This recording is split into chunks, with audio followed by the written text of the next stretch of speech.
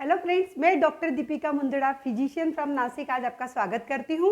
आज मैं डिस्कस करना चाहती हूँ बूढ़े लोग यानी कि जेरेटिक मेडिसिन की बीमारी के बारे में। हमें पता है कि एजिंग स्टार्ट हो जाता है 40 के आसपास ही। धीरे धीरे धीरे एजिंग मतलब सब आपके सेल्स का मरना, डिसफंक्शनल होना या डीएनए का काम नहीं करना, माइटोकॉन्ड्रियल का डैमेज होना शुरू हो जाता है। एंटीऑक्सीडेंट भी कम होते हैं तो रिपेयर वर्क कम होता है, न्यू सेल्स फॉर्मेशन कम होता है। और जीरेटिक मेडिसिन एक इंडिया की एक बड़ी ब्रांच होने वाली है मेडिसिन की, क्योंकि इंडिया में वर्ल्ड के बहुत सारे जीरेटिक पेशेंट्स बढ़े हुए हैं जिनकी उम्र 65 या 70 से ज़्यादा है।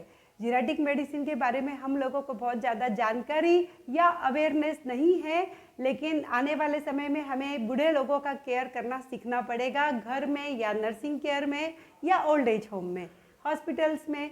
इन लोगों को बीमार होने से बचाने के लिए हमें क्या क्या करना चाहिए, चलिए जान लेते हैं। सबसे पहले इंपॉर्टेंट इन चीज़ों को ध्यान दीजिए कि जो चीज़ें आपको नॉर्मल लग रही है, हो सकता है बूढ़े लोगों में वो चीज़ नॉर्मल नहीं हो। जैसे कि ब्लड टेस्ट, सीरम क्रिएटिनिन अगर 1.2 है तो आप समझेंगे कि ये बिल्कुल ही नॉर्मल है, लेकिन बूढ़े लोगों में इसका मतलब होता है कि शायद उनकी किडनी फेल हो रही है। नंबर 2 प्रॉब्लम आता है पॉलीफार्मेसी। पॉलीफार्मेसी मतलब जॉइंट्स की पेन की दवाई, मसल्स की दवाई, आँखों की दवाई और हार्ट, डायबिटीज़, ब्लड प्रेशर की दवाई। ऐसे दवाइयाँ बहुत सारी इन लोगों को प्रिस्क्राइब की जाती है। तो बी केयरफुल, अपने कंसल्टेंट से पूछ लीजिए कि इसमें से कौन सी दवाई किसी के साथ रिएक्शन तो नहीं कर रही है या किडनी खराब तो नहीं है जिसकी वजह से आपको डोज कम करना पड़ रहा है।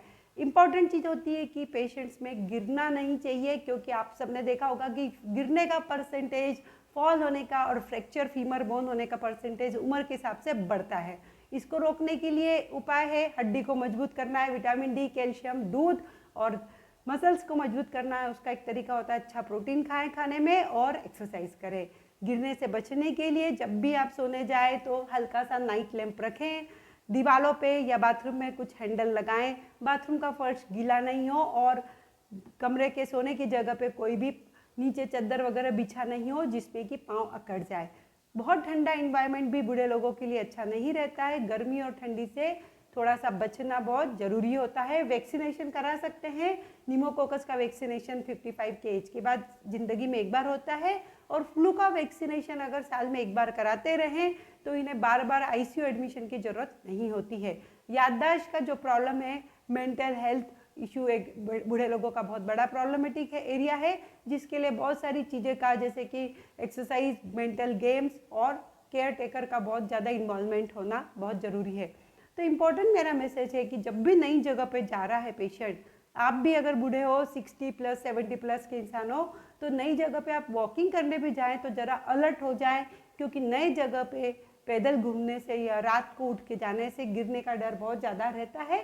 और बी केयरफुल, नाइट में गिरते हैं क्योंकि प्रोस्टेट बहुत ज़्यादा बढ़ जाता है तो पेशाब लोगों में रुकती नहीं है। तो उसके लिए आप ट्रीटमेंट कराइए प्रोस्टेट के लिए, ताकि पेशाब के लिए बार बार आपको उठना ना पड़े और वहाँ पे बाथरूम में गिरने का डर ना रहे। Thank you.